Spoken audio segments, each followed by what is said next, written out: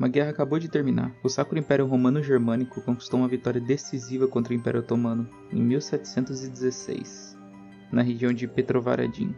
A Áustria anexou muitos territórios a seus domínios, estendendo-se na parte da Sérvia, e junto com o novo imóvel que acabaram de se apropriar, vieram as lendas. Lendas de criaturas perigosas que nunca antes haviam dado as caras de forma tão explícita, como passaram a fazer desde então. O superintendente austríaco enviou um relatório contando sobre 9 pessoas, 9 vidas que foram tomadas no período de apenas 8 dias. O relatório descrevia como todas as vítimas pareciam ter sido visitadas tarde da noite por um mesmo sujeito, Petar Blagojevich.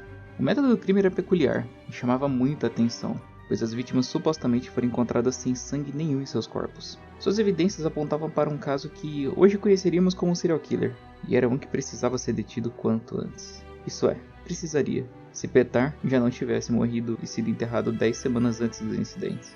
Quando as pistas apontaram para Petar como suposto causador desses crimes, os moradores pediram permissão às autoridades responsáveis para fazer o procedimento de exumação. O superintendente Frombold acompanhou de perto esse processo. No seu relatório para Viena, ele descreveu nas seguintes palavras: o rosto, as mãos e os pés, e todo o corpo estavam tão bem constituídos que não poderiam ter estado mais completos em sua vida. Com espanto, vi um pouco de sangue fresco em sua boca, que, de acordo com os relatos, havia sido sugado das pessoas mortas por ele. Assim, ao perfurado, um monte de sangue completamente fresco também jorrou de seus ouvidos e boca, e aconteceram outras manifestações que não descrevo por respeito. Segundo os costumes locais, a exumação do corpo envolveu cravar uma estaca no coração do cadáver, e logo em seguida cremá-lo.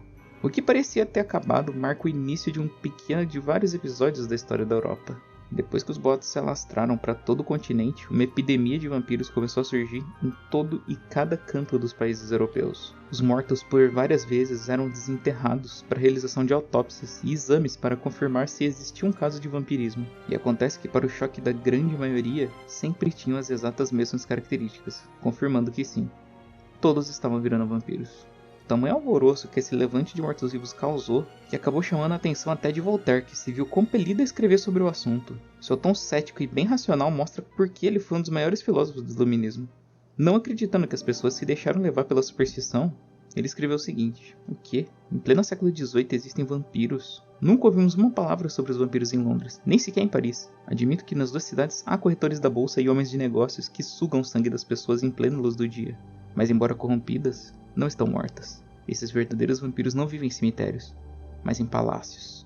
Ninguém podia provar que vampiros existiam de fato, e que eram eles os culpados por mortes sem explicação que aconteciam pela Europa. Mas também não podiam provar que não, pois se eles não existiam, como explicar que os corpos dos falecidos estavam engordando depois de mortos? E pior, os sinais de manchas de sangue saindo de suas bocas. Para isso, alguns médicos encarregados do serviço de investigar o caso explicavam que alguns relatos tinham muito potencial de ser alguém querendo causar ou de gente que estava doidona na hora da entrevista. Para outros, a explicação poderia muito bem estar ligada à composição e condição do solo em que os corpos foram enterrados, o que alterava e muito o estado dos cadáveres conforme repousavam. Fato é, a própria decomposição fez isso com todas as carcaças de animais. Para a época, enquanto acreditavam em miasmas e sabendo que cadáveres jogados nas ruas podem ser focos de doenças, era incomum deixarem eles por aí jogados em qualquer lugar pelas ruas. Quem dirá então estudar o passo a passo do processo de decomposição de perto. Rigor mortis, que é uma rigidez que os músculos sofrem, ficando duros, especialmente na parte das articulações, é algo que é passageiro, acontecendo nos primeiros dias do corpo após cessar sua vida. E isso explica a flexibilidade de alguns dos corpos. Mesmo o sangue coagulado, depois de um tempo ele passa por uma gelatinização novamente,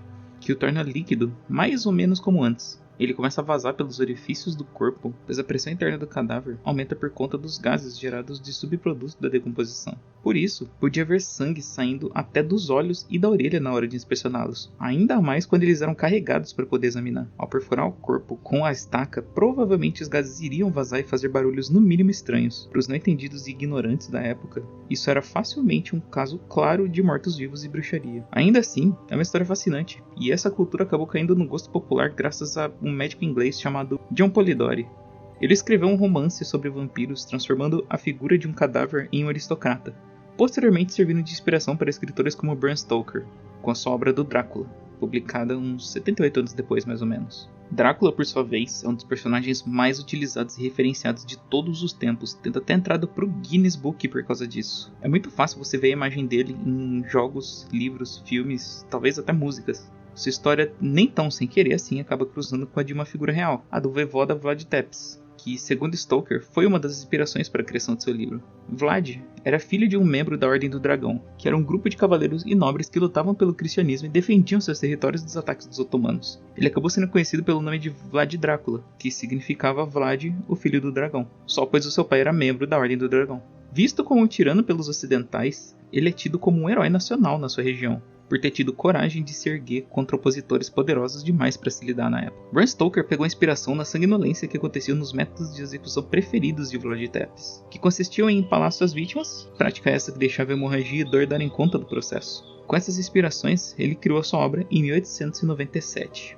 No começo, quando eram vistos como tipos de mortos-vivos, os vampiros eram um problema para a humanidade, ignorante e sem conhecimento algum sobre como as coisas funcionavam de verdade. Tudo o que faziam era contar e replicar as histórias de seus folclores, e nessas diversas histórias ao redor de civilizações, a figura de um ser tão ligado ao sangue assim e ao dreno da vitalidade sempre existiu, talvez não com o exato mesmo nome ou sequer a exata mesma aparência. Mesmo com fontes variantes, as histórias contadas de criaturas desse tipo, com mais ou menos as mesmas características, chegam a datar desde 125 a.C., onde mortes inexplicáveis em pequenas aldeias eram atribuídas a elas. E como povos diferentes convivem e se expressam de formas diferentes, o folclore de cada uma descreve do seu jeito, mas todas as fontes concordam com uma coisa: é um ser que precisa se alimentar de energia vital das pessoas para poder ficar mais forte ou simplesmente continuar existindo. Enquanto no Antigo Egito os vampiros estavam diretamente ligados a atos de feitiçaria, outros povos viam como mortos que voltavam à vida possuindo um corpo físico e racionalidade. Ou não, e até em outros lugares é possível vê-los retratados como espíritos que andam saltando e drenam o ki de quem cruza seu caminho, como contam as lendas dos Dianti, o que acaba por ter o mesmo sentido de um vampiro como nós imaginamos. Com a mitologia dos vampiros para se trabalhar em cima e uma coisa levando a outra, o Drácula acabou por cravar seus dentes na cultura pop a ponto de virar um molde. A figura de um vampiro aristocrata, quando teve contato com Stoker, acabou sendo atribuído todos os elementos possíveis do gótico e em exagero por meio de sua obra. E hoje é quase impossível pensar em vampiros sem fazer qualquer associação com a figura que o Drácula representa. Pegando um pouco dos aspectos das mitologias e um pouco do imaginário popular, cada história tenta ir para uma linha que cria poderes e limitações para um vampiro. E dependendo de como é implementado, todas podem ser reduzidas e traçadas de volta ao Conde Drácula. Enquanto Drácula havia sido inspirado no folclore sobre vampiros, misturando com um tempero gótico e questões sociais da época em que seu conto foi escrito, outros autores partem do próprio para poderem criar um personagem que se encaixa melhor no papel que precisam para sua obra, sendo um protagonista, um vilão ou o precursor de uma mitologia existente no mundo da trama. Your words are as empty as your soul. Mankind ill needs a savior such as you. What is a man? A miserable little pile of secrets. But enough talk. How about you? Se os vampiros fossem sempre o Drácula ou tivessem as mesmas características toda vez que aparecem nas mídias, naturalmente sua imagem ficaria gasta e cansada muito rápido.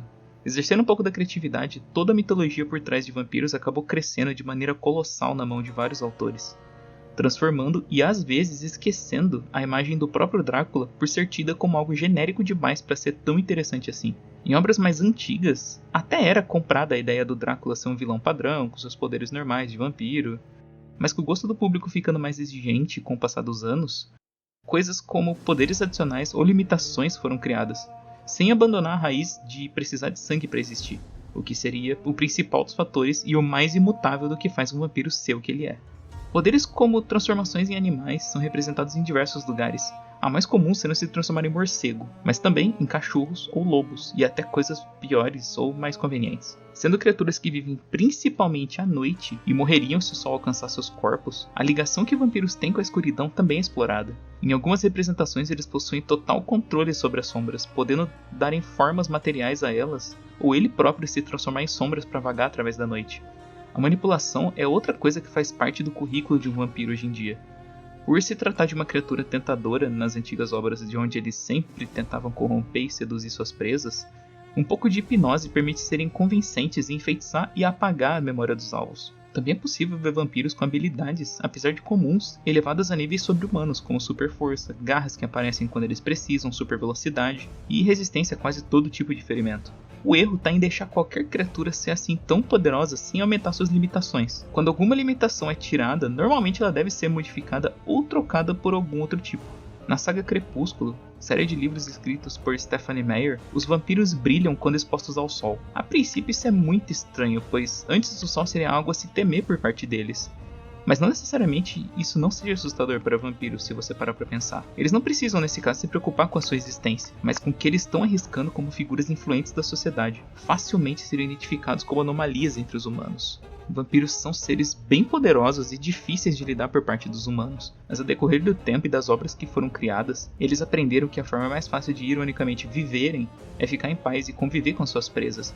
Especialmente pois, em algum ponto, eles podem se descuidar, e mesmo vendo os seres humanos como patéticos, basta subestimá-los para suas engenhosidades cessarem a sua existência. Eles não precisam por isso deixar de ser caçadores e não predar mais os seres humanos, mas por serem tecnicamente imortais e terem todo o tempo do universo em suas mãos, passar a eternidade tendo que fugir e se esconder de seres que habitam todo e cada canto da Terra, e que provavelmente te venceriam, talvez não pela qualidade, mas pela quantidade, pode ser muito trabalhoso, quando não tedioso. É muito mais seguro se infiltrar como mais um na multidão e tentar não levantar suspeitas. Ainda mais pois, em muitas mídias, existem soluções bem simples para os vários problemas que eles poderiam enfrentar, como beber sangue de doadores, para evitar que eles causem óbitos e chamar muita atenção.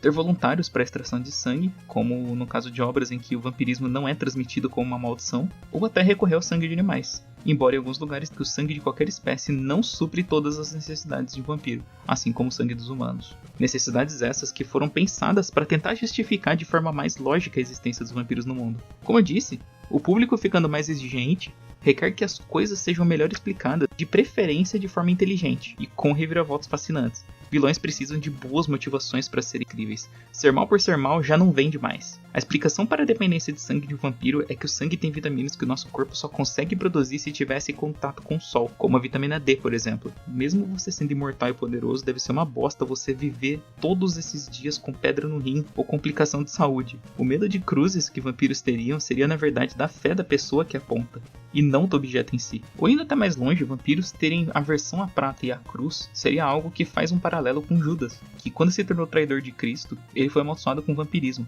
ambos simbolizando a culpa por seus atos. A cruz, onde Jesus foi parar, e a prata sendo as 3 moedas que ele ganhou em troca pelos seus feitos. Ainda existem lugares que constroem sua narrativa apontando para Caim, que sendo o primeiro assassino matando seu irmão Abel se tornou o primeiro vampiro da história. Logo, os vampiros normalmente se conhecem como cainitas, ao invés do popular nome vampiro como os humanos os chamariam, para poderem se diferenciar. O RPG de mesa Vampiro à Máscara traz consigo um conceito que é bem explorado em várias outras obras, mas acredito que ele é o que captura melhor a ideia, o de clãs vampíricos. Lá, os vampiros são descendentes de Caim, e quanto mais perto a descendência vampírica for dele, mais poderoso o vampiro é.